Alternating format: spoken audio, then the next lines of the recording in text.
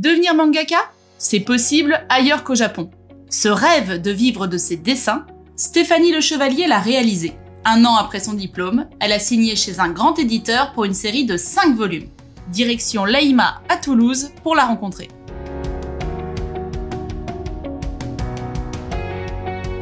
Je crois que le manga, ça a commencé avec mon beau-père. J'avais le choix entre 2 mangas à regarder. Il m'avait dit Dragon Ball ou Naruto.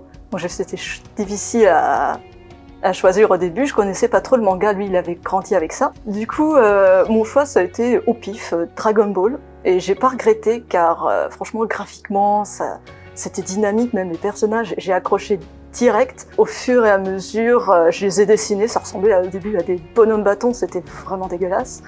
Mais je sais pas, quand je les dessinais, j'étais dans ma bulle, dans mon monde, je me sentais bien. Puis après j'ai eu ma période One Piece, qui a duré très longtemps, qui continue encore d'ailleurs. Dès la découverte du manga, j'ai compris qu'on pouvait créer des histoires vraiment avec des personnages, etc., retranscrire des choses qui nous tiennent à cœur.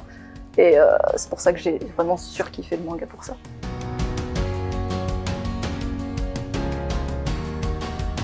Je savais pas trop quoi faire dans la vie quand je sortais du collège. Du coup, au début, je voulais être comédienne. Et on m'a dit, ouais non, c'est pas trop un métier d'avenir. Bon bah c'est pas grave, je vais être écrivaine.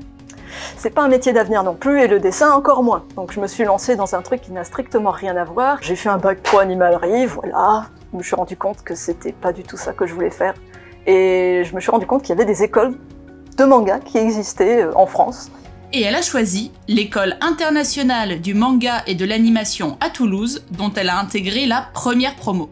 Moi, avec mes petits dessins qui ne dépassaient pas les hanches, je ne savais pas faire les jambes. Un personnage en entier, c'était pour moi une épreuve affreuse à faire. Mais non, j'ai appris beaucoup de choses. J'ai appris à être beaucoup plus curieuse. Avant, je ne me référençais pas assez. Je ne lisais pas assez, je ne voyais pas assez de films. Le rythme, la construction des scénarios et les messages qu'on peut retranscrire, vraiment tout dépend du type de projet qu'on fait. Enfin, je trouvais ça vachement intéressant, mais moi, ce qui me fascinait le plus, c'était la compo de pages. Comment travailler une scène lente, une scène rapide, comment travailler les moments de tension, les moments d'émotion. Moi, j'adore faire ça.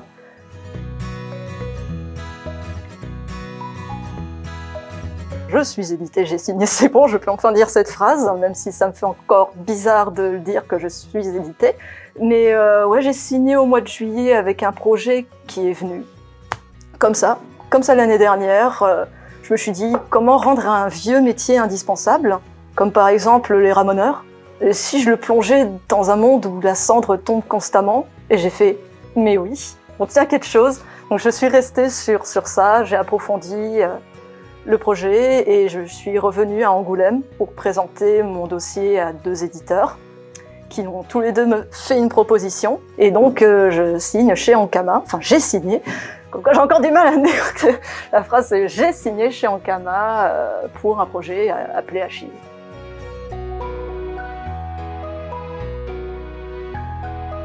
Le résumé du résumé.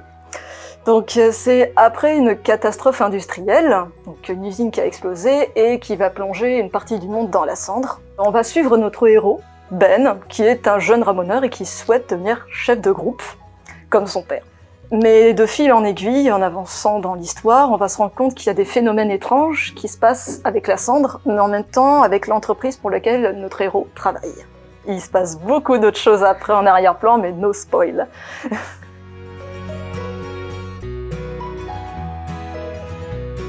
Le style qui est mien, il est arrivé par des fusions de styles qui existent déjà. Donc par exemple, j'ai commencé avec Dragon Ball, puis après j'ai enchaîné avec One Piece, tout en gardant des petits traits de Dragon Ball que j'avais appris. Puis après je suis passée sur des Seven Deadly Sins, My Hero Academia. Puis au fur et à mesure de mélanger plusieurs choses, ça donne un style. Mais de toute façon, notre style cessera de changer au fur et à mesure des références qu'on voit et qu'on sera influencé par les mangas qu'on adore actuellement.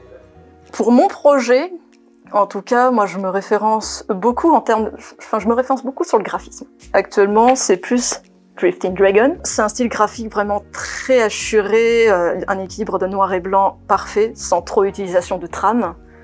Un style un peu Ghibli aussi.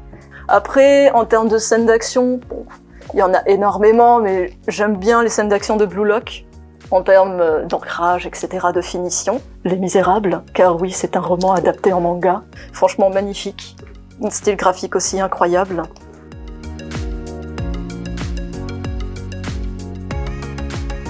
Ça commence à arriver petit à petit, c'est pas encore l'explosion, mais on a des monstres.